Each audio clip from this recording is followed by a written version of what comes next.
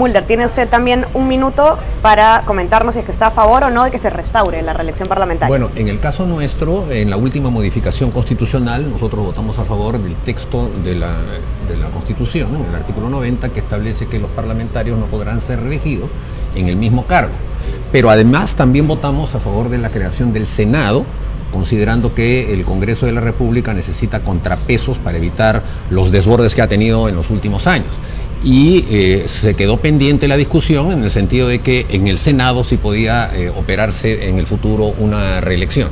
Ese es un tema en el que nosotros vamos a proponer que en el Senado sí exista eso. Obviamente esta será una ley que entrará en vigencia en el año 2026, pero es una discusión de largo aliento, pero creemos que lo que se necesita es fortalecer justamente un poder legislativo que sirva de contrapeso al estado situacional de nuestro país, en donde el Poder Ejecutivo ha avasallado con todo después del golpe de Estado, ¿no? Toda dictadura, todo gobierno autoritario, todo gobierno incapaz desea un Congreso débil, un Congreso que no fiscalice, un Congreso en donde no haya inmunidad, donde no haya reelección, es decir, un Congreso débil que no pueda hacer su trabajo de fiscalizar justamente al Poder Ejecutivo.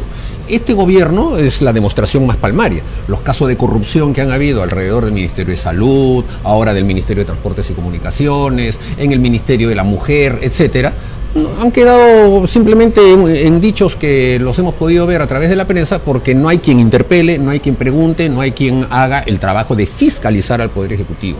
Y entonces el abuso con el que se manejan los recursos públicos por parte del Poder Ejecutivo no tiene contrapeso. Entonces no hay que ir al discurso facilista de decir, no, tiene que ser un Congreso pequeño, en donde todos se vayan, donde se permite el transfugismo, en donde se permita todo tipo de corruptelas. Tiene que ser un Congreso fuerte. Como es evidente que existe también un resultado del referéndum, bueno, la propuesta original que tuvo el gobierno fue la de creación de un Senado. Y como no le gustó al señor Vizcarra que ese Senado tuviera la capacidad de poder disolver al presidente de la República, se tiró abajo todo este tema, a pesar de haberlo él mismo propuesto. De manera que nosotros sí creemos en que hay que fortalecer el Congreso de la República para que haya una auténtica democracia en el país. Mulder, por favor, coméntenos usted si está de acuerdo que se mantenga este mecanismo de elección, que sea solamente a cargo del Congreso, o si debería haber algún tipo de variación. Adelante. A ver, primero quiero rechazar una imputación que hace el representante de Acción Popular y decir que nosotros hemos hecho trampa a la hora de aprobar la ley que establecía el Senado. Señor Mulder, solo va a tener un minuto, entonces... Bueno, pero lo que sucede es que si uno no contesta rápido, entonces uno queda como que está aceptando ese tipo de imputaciones. De todas formas responder en la segunda ronda, si es bueno, mejor. De acuerdo, voy a seguir las reglas suyas, no voy a oponerme, pero ese tipo de imputaciones las rechazo tajantemente.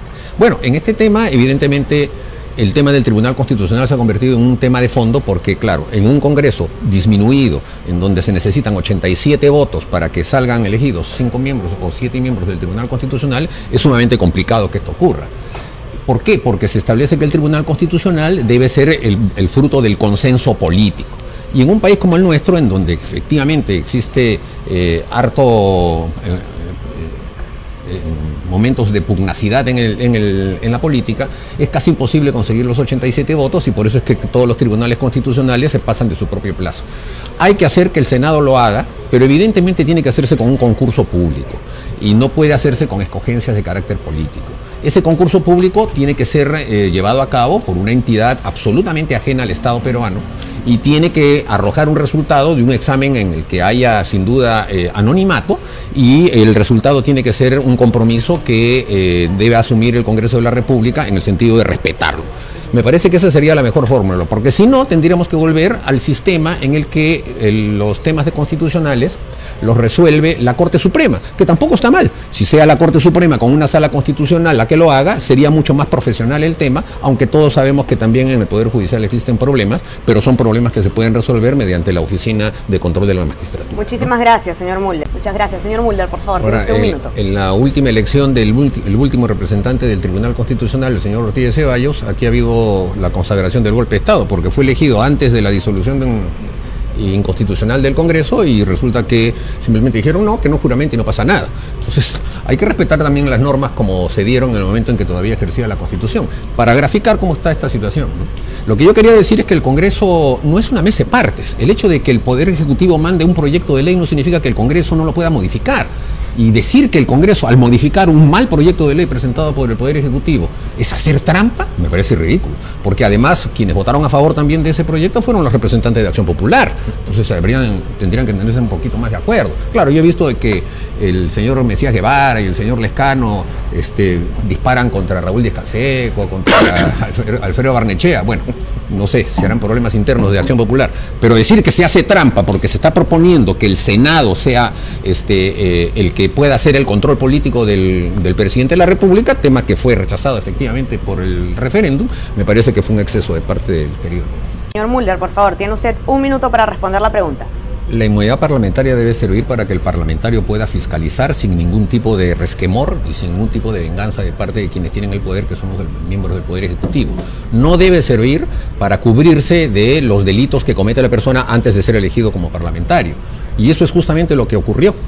Y ocurrió justamente en el partido de Omar Chejade, porque el señor Donaire y el señor Benicio Ríos, que llegaron con sendas sentencias, fueron puestos por ese partido, salieron elegidos y por culpa de ellos es que se desdibujó todo ese tema, porque hasta el señor Donaire incluso se declaró prófugo.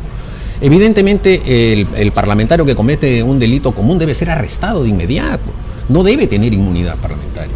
Pero sí debe tener inmunidad para opinión y para fiscalización, porque evidentemente si no puede el parlamentario criticar, y a veces de manera ácida, al Poder Ejecutivo, entonces evidentemente ya ese Parlamento no serviría para nada.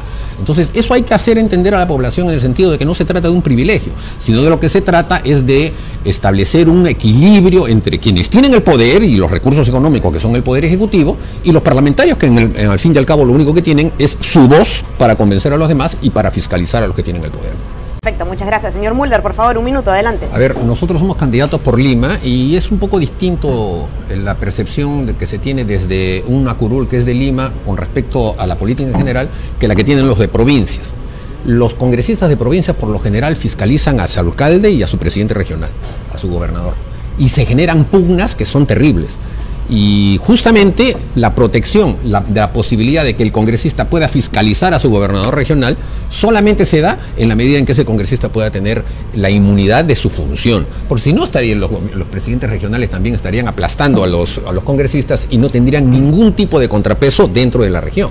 Entonces, en función de ese criterio, del trabajo que hace el parlamentario para fiscalizar, sin duda alguna, la inmunidad tiene que tener garantía. Ahora, obviamente, tiene que facilitarse también los mecanismos para levantar la inmunidad. Y uno de los mecanismos que hay que fortalecer es el de la renuncia propia. Es decir, que el parlamentario puede decir, yo no quiero inmunidad. Si no lo quiere hacer, perfecto. Pero si es evidente que está en una situación en la que necesita fortalecer su trabajo de fiscalización, es importante que esto se considere como una de las garantías del funcionamiento del colectivo, que es justamente el Congreso de la República. Eso hay que hacérselo entender a la población, porque desafortunadamente el hecho de que no haya Congreso ha llevado a que a nivel de prensa muchos supuestos especialistas solamente hablan contra ese tema y claro, les llevan de las narices a muchas personas porque consideran que se ha generado una suerte de privilegio que en realidad no existe, ¿no? Gracias. Señor Mulder, un minuto, por favor. Bueno, estamos de acuerdo en que la educación debe buscar que haya ciudadanos que se respeten a sí mismos y se respeten los derechos y los deberes que le corresponde a cada uno de ellos. Sin duda alguna, para nosotros allí comienza la reivindicación de los derechos que tienen que ver con la identidad de género y que tienen que ver con la promoción de los derechos fundamentales de las personas, cuyo género es distinto al de las otras personas. Efectivamente, nosotros en ese sentido sí vamos a seguir respaldando ese tema.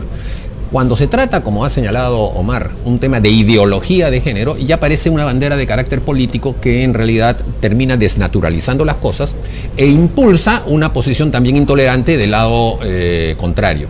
Y ese tipo de ambientes no son los más propicios para discutir temas fundamentales como son estos derechos que están consagrados en casi todas las constituciones y que en la Constitución peruana deben ser reforzados. Entonces, en función de la defensa de los derechos fundamentales de las personas, es que nosotros creemos que esto debe ser parte de un gran debate nacional y el Estado deberá ser el que zanje ese debate nacional, recogiendo los puntos de vista mayoritarios de la población, que aunque puedan ser polémicos, traten de ser lo más consensuados posible, ¿no?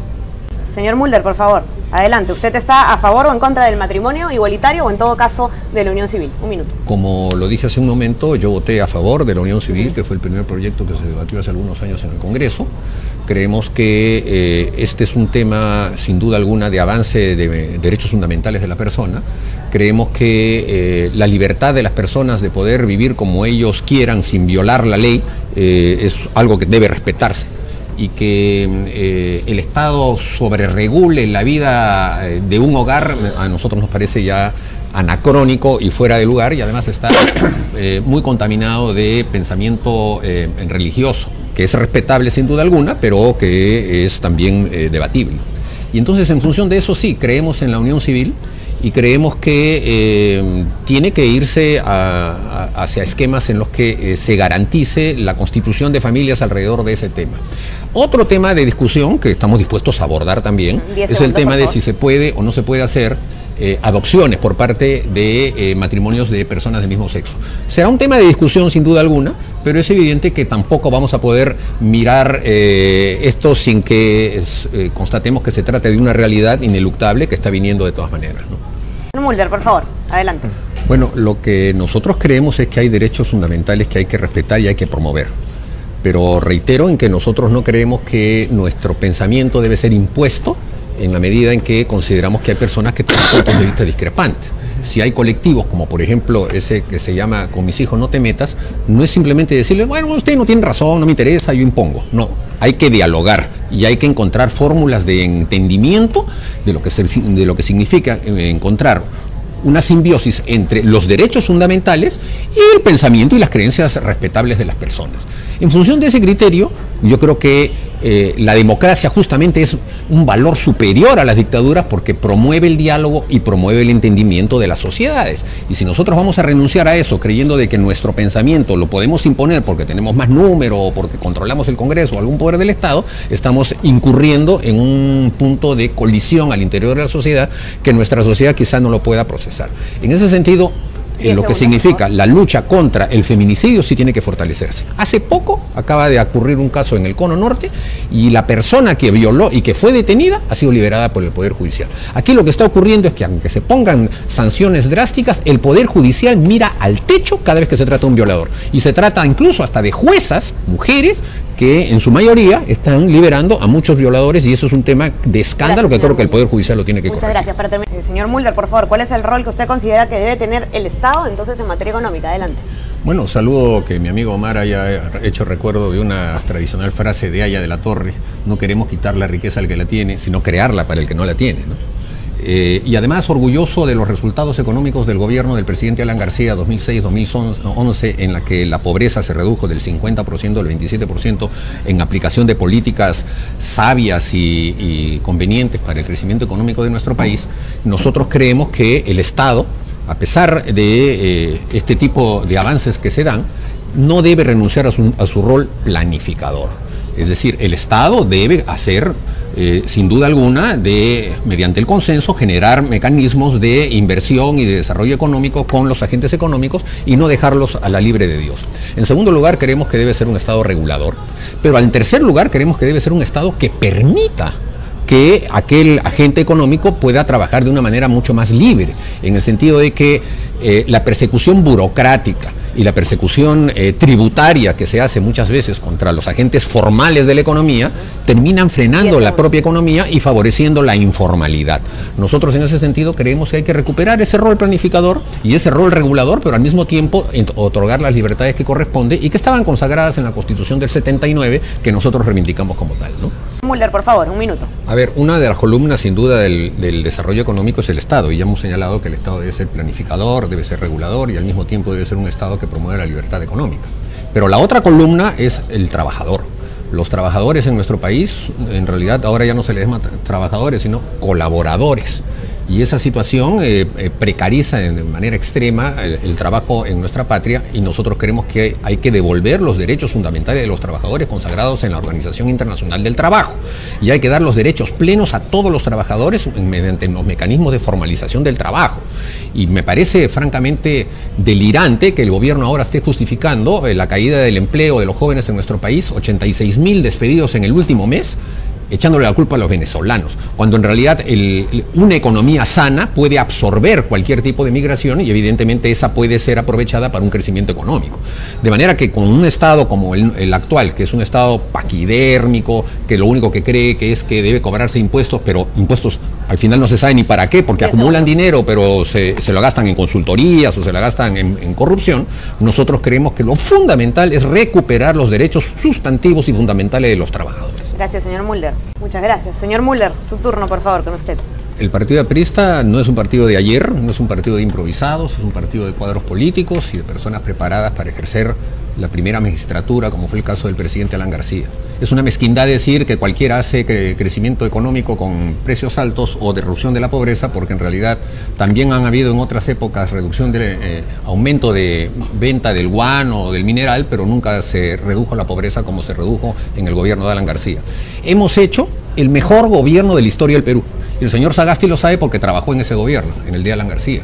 Así que el ejemplo de lo que significó ese gobierno, para nosotros es reivindicativo, como es reivindicativo el que somos el partido de los trabajadores. Y por eso es que sobrevivimos tanto tiempo. Y por eso es que nuestros enemigos nos atacan y siempre están en contra nuestra, pero siempre les hemos sobrevivido. Y aquí estamos los apristas para defender una vez más al pueblo del Perú.